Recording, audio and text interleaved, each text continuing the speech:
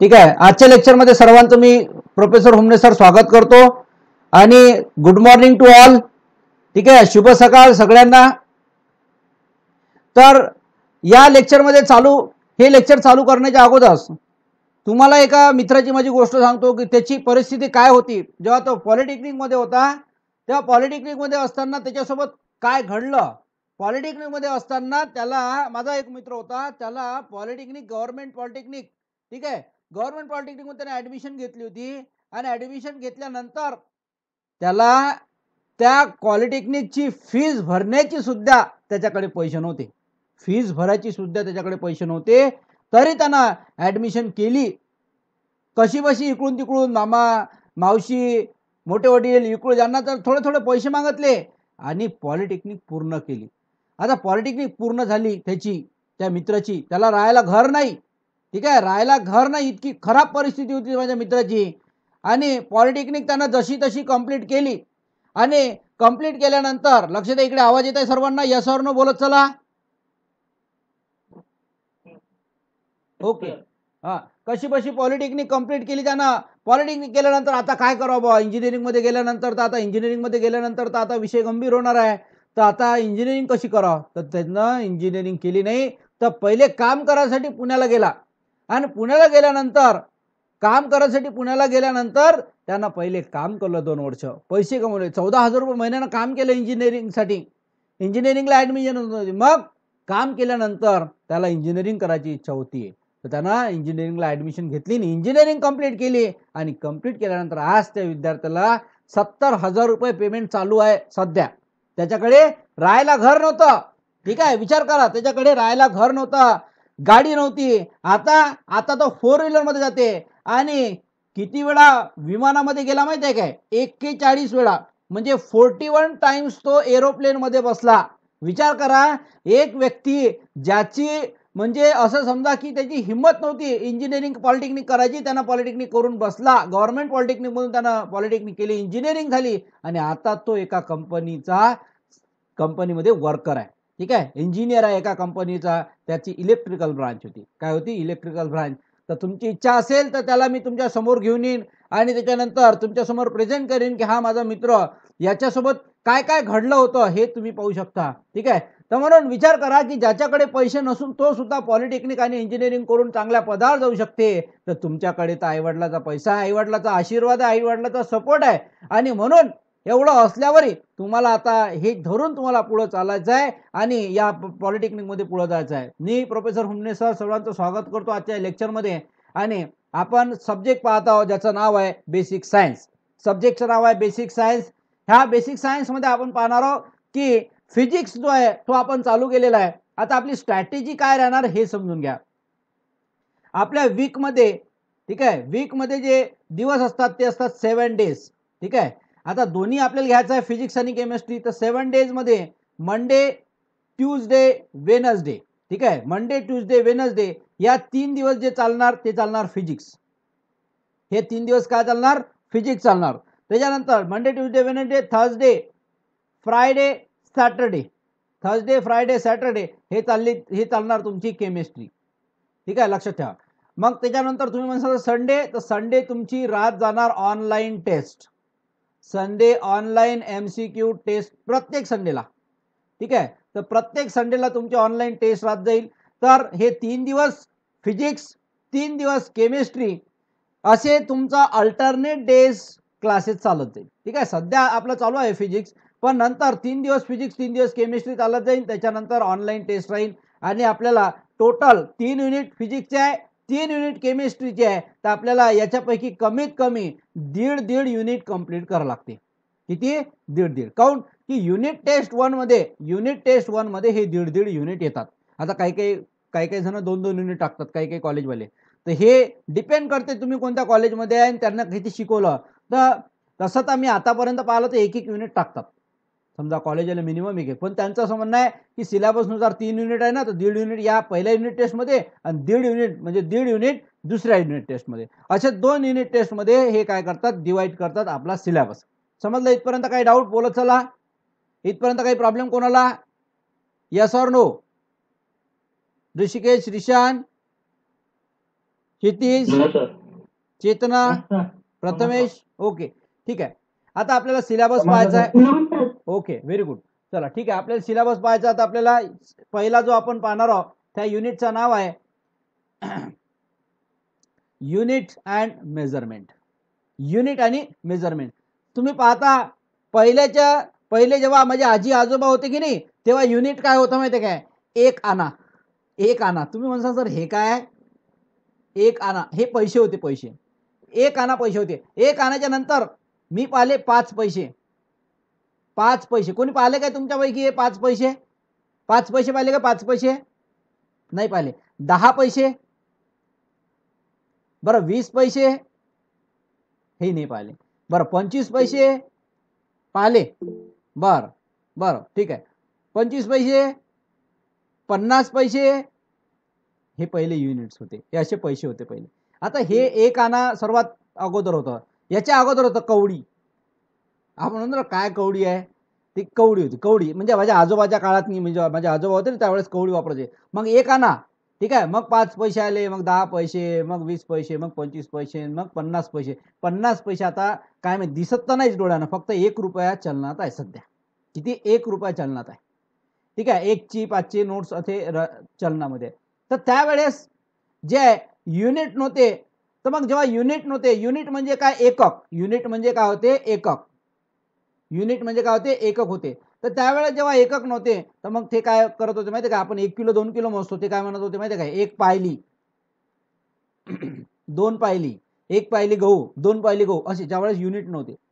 त्याच्यानंतर टाइम जो आहे ना, टाइम जेव्हा मेजर करत होते की नाही, टाइम मेजरमेंट म्हणजे काय होणे? मोजणे. तर शेतामध्ये बाया आहे की निंदन करायला जात होते त्यावेळेस. मग त्यांना टाइम माहित नव्हता 3 वाजले का 4 वाजले. तर ते काय समजत होते माहिती आहे का? जर सूर्य डोक्याच्या वर आला तर समजून जायचं की किती वाजले? 12 वाजले. असं त्यावेळेचं युनिट होतं, एकक होतं. त्यावेळेस लक्षात घेत होते. आताही बऱ्याचशा लेडीज आहेत त्यांच्याकडे मोबाईल नाही आहे, तर जेव्हा शेतात वावरात कामं करायला जातात ना तेव्हा ते काय करतात की पाहतात सूर्य कुठं आहे. सूर्य डोक्यावर आल्यावर हा काय करतात? हे जेवण करायला जातात. जेवण करायला जातात. म्हणजे हे त्यांचे ठरलेले युनिट होते त्यावेळेचे. आता तर डिजिटल वॉच आली. आता प्रत्येकाकडे डिजिटल वॉच आली. तो डिजिटल वॉचमुळे फोन लावू शकते, बोलू शकते, चीटिंग करू शकते, कॉल करू शकते आणि त्याच्यामध्ये कॅल्क्युलेशन सुद्धा करू शकते. एवढं सगळं आताच्या परिस्थितीमध्ये आलं. हा 5 मार्काचा युनिट आहे. याच्यामध्ये आपण पाहू युनिट कोणते कोणते आहे. सेंटीमीटरचा मीटरमध्ये कन्व्हर्जन, मीटरचा किलोमीटरमध्ये कन्व्हर्जन, किलोमीटरचा त्याच्यानंतर खूप साऱ्या याच्यात मीटर क्यूब काय आहे, तर हे सगळं कन्व्हर्जन याच्यामध्ये पाहणार आहोत. मेजरमेंट काय असते, मेजरमेंट मध्ये आपण काय काय करणार आहोत, कसं मेजरमेंट असते सगळं पाहणार आहोत आपण. त्याच्यानंतर याचं काम काय मेजरमेंटचं ते पुढे तुम्हाला एक्सप्लेनेशन करणार आहोत. Electricity and magnetism and semiconductor हे आपण पाहणार आहोत की इलेक्ट्रिसिटी कसा प्रवाह करते. तुम्हाला एक उदाहरण सांगतोय की इलेक्ट्रिसिटी जर तुम्हाला उदाहरण घ्यायचं असेल तर आम्ही गेम खेळत होतो लहानपणी. गेम कसा? एक खुर्ची, या खुर्चीवर एक जण बसला. लक्ष द्या इकडे. या खुर्चीवर जर समजा एक जण बसला तर याला माहिती आहे का टॉवेल घेऊन याचे पाय जे इथं खाली असते आणि टॉवेल घेऊन याला असं फिरवणं, लावणं, याला मारणं टॉवेलनं. हे असं टॉवेलनं मारलं की मग नंतर याला आहे की नाही एक जण इकडला हात लावते. ठीक आहे. एक जण इकडला येऊन याला हात लावते. तर याला हात लावल्यानंतर काय होते माहिती आहे काय? करंट लागते. हे कोणी अनुभवलं आहे का तुमच्यापैकी?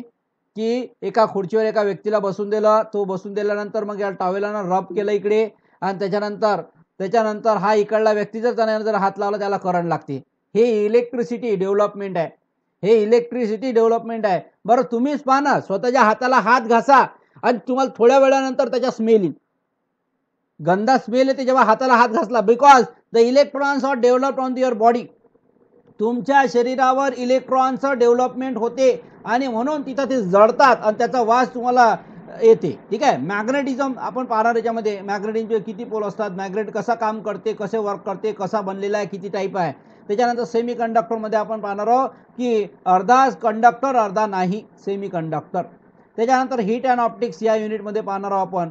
हे जे आहे ना, हे जे मार्क्स आहे ना, हे नाही आपले, हे आय स्कीमचे आहे. हे पहिले होते, आता आपले मार्क्स आहे 16 आणि हा 14 मार्क्सचा. ठीक आहे. हे के स्कीम आहे आणि इकडले जे मार्क्स आहेत ते आय स्कीमचे दाखवलेले आहे की समजण्यासाठी की पहिले 9 मार्काचा होता, आता 5 वर आहे.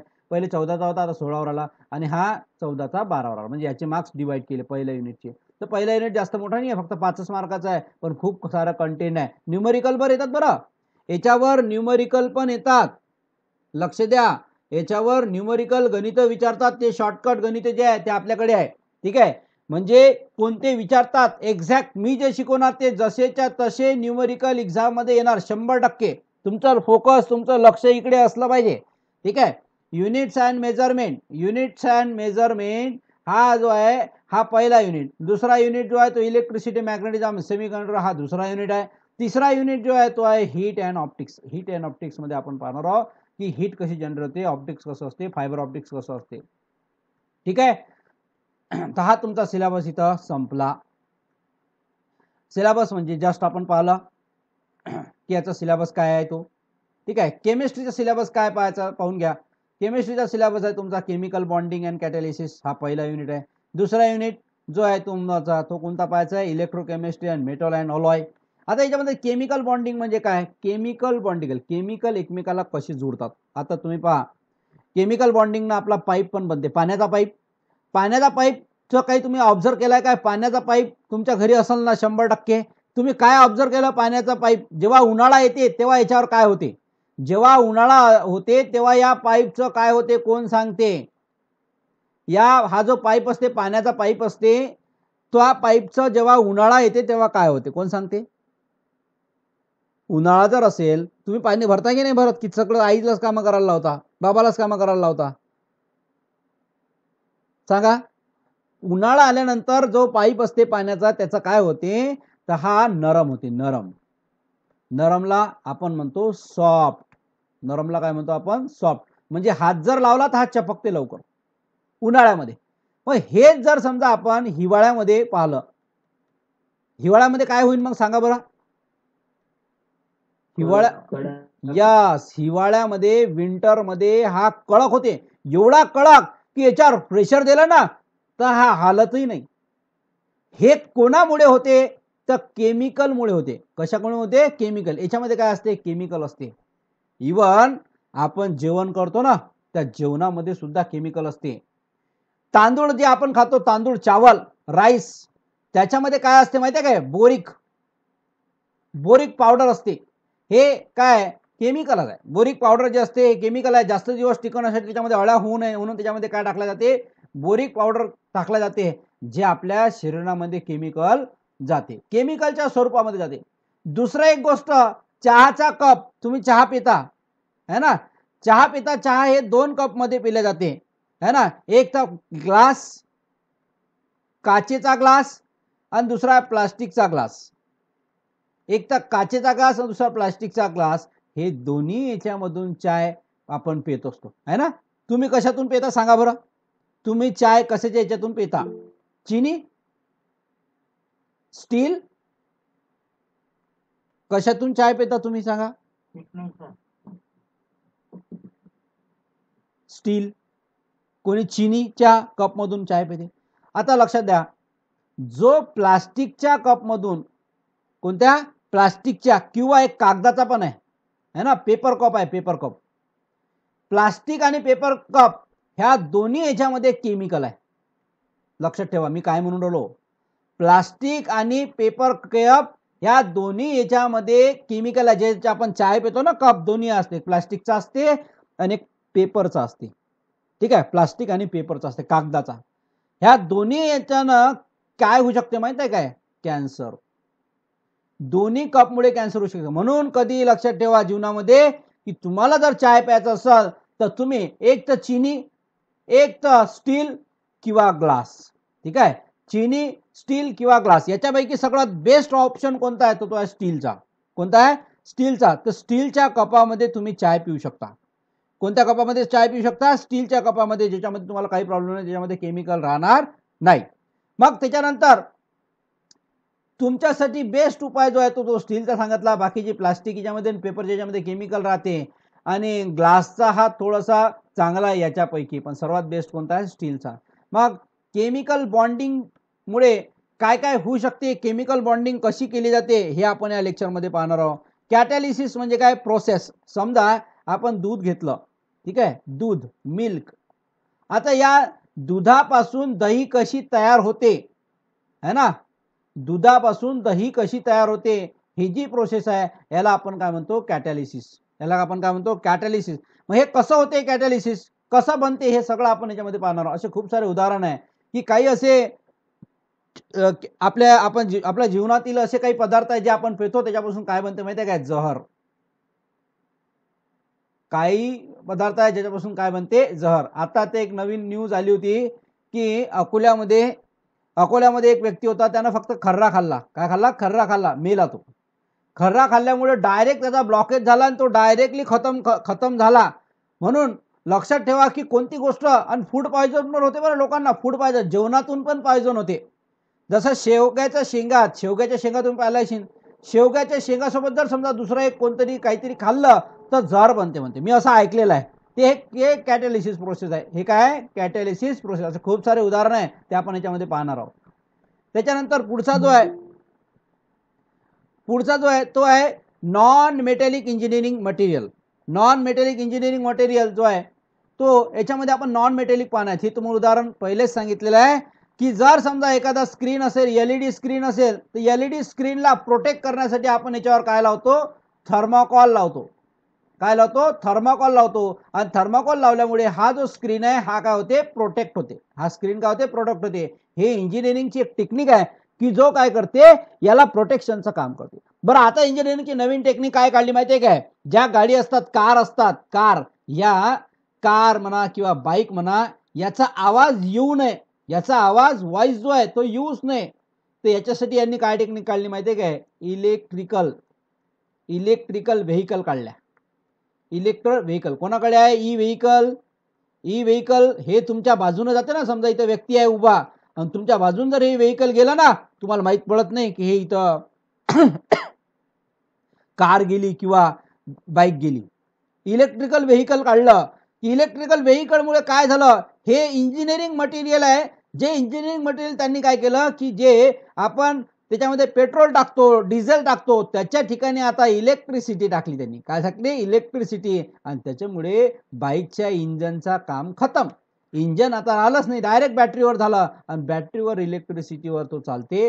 हे नॉन मेटॅलिक इंजिनिअरिंग मटेरियल्स मध्ये येते. असे काही नॉन मेटेरियल्स आहेत, असे काही नॉन मेटल्स आहेत जे नॉन मेटल्स इंजिनिअरिंग मध्ये कामात पडतात. ठीक आहे, आता त्याची युनिट पाहू आपण किती किती मार्काचे आहे. 11 मार्क्सचा आहे, त्याच्यानंतर आहे 13 मार्क्सचा आणि हा नंतर आहे 11 मार्क्सचा. तर सर्वात महत्त्वाचा युनिट कोणता दिसून राहिला याच्यात, सांगा बरं, बोला बरं, कोणता युनिट दिसून राहिला महत्त्वाचा, युनिट नंबर 2. त्याचं नाव काय, electrochemistry and metal and alloy. बरं, अलॉय पाहिला का तुम्ही, अलॉय कुठं असते, अलॉयचं कधी नाव ऐकलं काय, अलॉय पाहिला का, अलॉय कोण पाहिला अलॉय, बरं अलॉय पाहिला नसेल तर आता मी समजून सांगतो.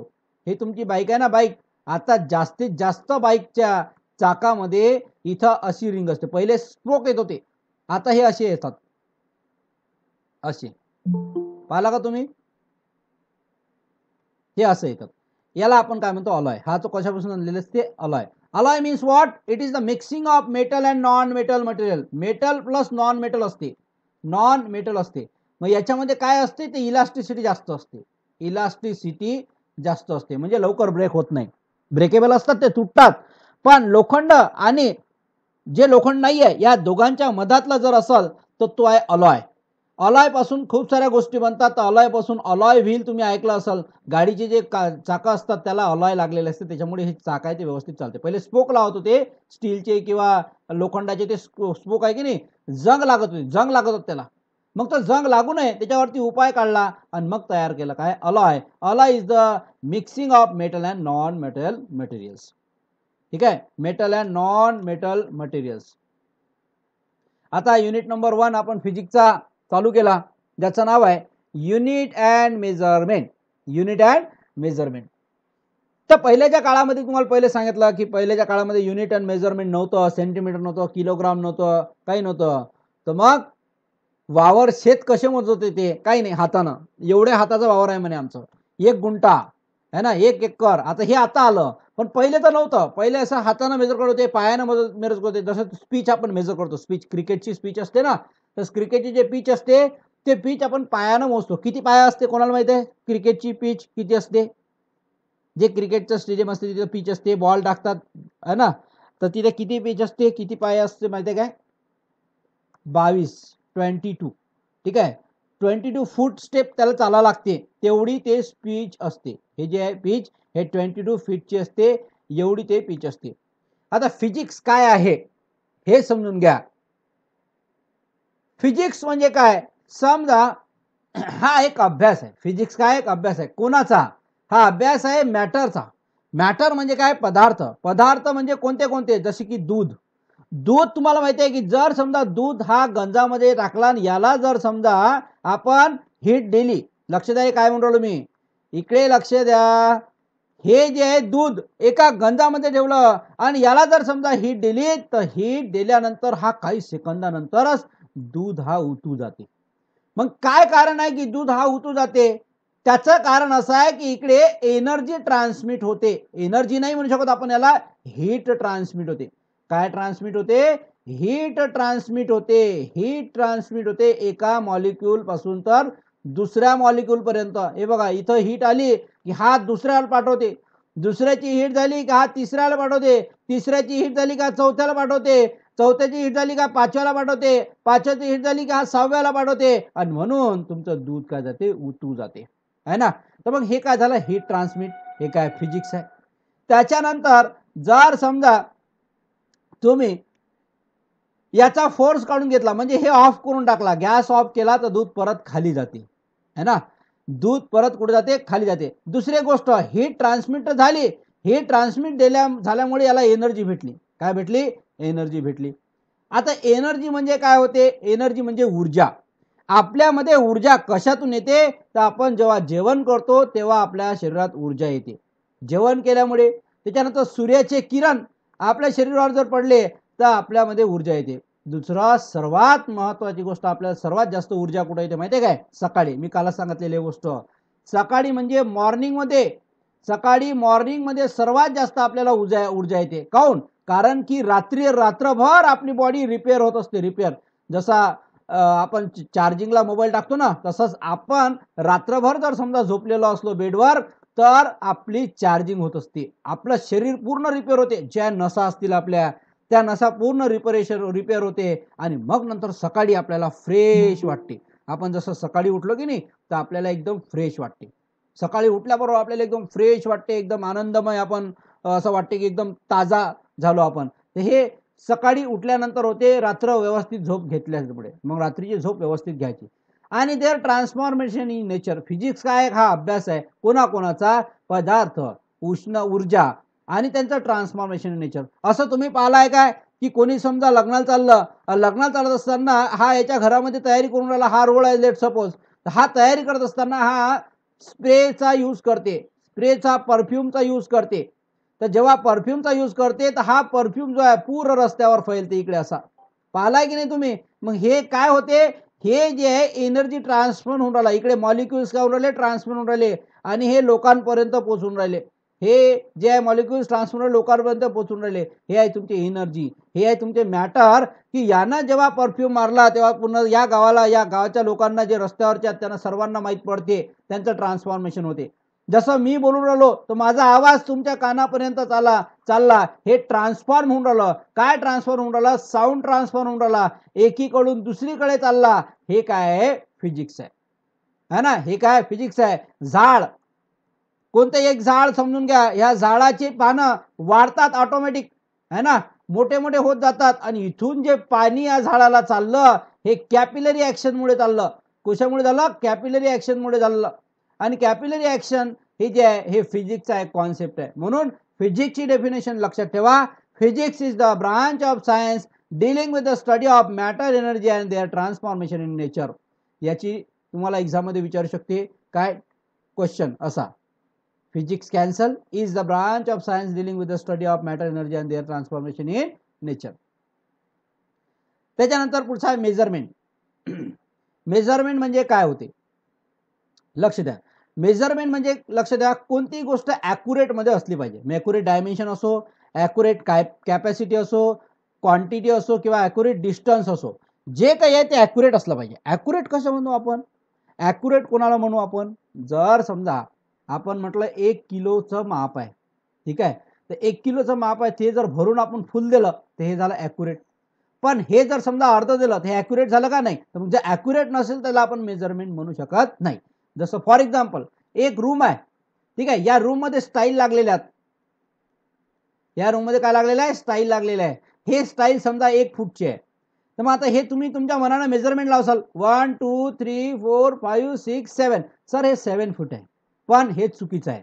जेव्हा आपण टेप लावतो तर हे 7.5 वरती. तुम्ही म्हणता सर कसं काउंट, तुम्ही जेव्हा हे फरशी इथं लावता, स्टाईल लावता, याच्यामध्ये गॅप नसते काय, हे गॅप नसते काय, मग हे मोजसाल नाही काय, तर मग हे ॲक्युरेट डायमेन्शन नाही. ॲक्युरेट डायमेन्शन केव्हा, जेव्हा आपण टेप लावतो, टेप लावल्यानंतर इथून इथपर्यंत जे आपण मेजरमेंट करतो त्याची ॲक्युरेट व्हॅल्यू घेतो त्याला आपण काय म्हणतो, मेजरमेंट. तुम्ही जर समजा फक्त असं हवेत उडून जर आन्सर दिलं तर त्याला आपण मेजरमेंट म्हणू शकत नाही. तर मेजरमेंट म्हणजे काय होते, accurate dimension, accurate capacity, accurate distance आणि ॲक्युरेट क्वांटिटी म्हणजे काय होते, मेजरमेंट होते. तर मित्रांनो फिजिक्स आणि आपण त्याची मेजरमेंटची डेफिनेशन आजच्या क्लासमध्ये पाहिली की मेजरमेंट कशा पद्धतीने असते. असे वेगवेगळे मेजरमेंट असतात, वेगवेगळ्या ब्रांचचे मेजरमेंट असतात. सिव्हिलमध्ये तुम्ही मेजर करसाल काय, रोड, सिमेंट, क्वांटिटी कशाची, विटाची, रेतीची, है ना, ते सगळी तुम्ही क्वांटिटी काय करसाल, मेजर करसाल, तर त्याला आपण मेजरमेंट ऑफ सिव्हिल इंजिनिअरिंग म्हणू. जर समजा कम्प्युटर आयटीचा असेल तर त्यांचं मेजरमेंट कसं असते माहिती आहे का, कम्प्युटर आयटीचा मेजरमेंट तुम्हाला शिकवायचं काहून नाही, हे कम्प्युटर आयटीचा मेजरमेंट असते की जर समजा 1 GB असेल तर याचा किती MB डेटा होते. कोणाला माहिती आहे सांगा बरं, 1 GB म्हणजे किती MB डेटा, हे मेजरमेंट आहे. किती MB, यस 1024 MB म्हणजे 1 GB. ठीक आहे, हा कम्प्युटरचा डेटा झाला. त्याच्यानंतर इलेक्ट्रिकल साठी जर समजा मेजरिंग असेल तर इलेक्ट्रिसिटी पण मेजरिंग असते. ठीक आहे, डेसिबल कशाचं युनिट आहे सांगा बरं, डेसिबल, डेसिबल आहे साऊंडचं युनिट आहे. डेसिबल कोणाचं युनिट आहे, साऊंडचं. 50 डेसिबल पर्यंत आपण आवाज ऐकू शकतो, याच्यावरती आपले कान फाटू शकतात, आपण मरू शकतो. म्हणून याचा जो हे आहे एवढाच याची युनिट असला पाहिजे, याच्यावरती जर गेला तर आपला आवाज जो आहे तो आपल्या कानावर जो आवाज येतो तो जास्त आवाज येऊन आपला मृत्यू होऊ शकते. ठीक आहे, असे खूप सारे मेजरमेंट आहेत. मेकॅनिकलचे पण मेजरमेंट आहेत, प्रत्येक ब्रांचचे मेजरमेंट आहेत. हे वेगवेगळ्या प्रकारचे मेजरमेंट आपण नेक्स्ट क्लासमध्ये पाहू. आज आपण इथंच थांबून घेऊ. आजच्या लेक्चरमध्ये कोणाला काही डाऊट असेल तर तुम्ही विचारू शकता. कोणाला काही डाऊट आहे काय, विचारायचं आहे काय, यस बोला. ओके, तुम्ही लेफ्ट होऊ शकता, बाकीचं आपण नेक्स्ट क्लासमध्ये कंटिन्यू करू.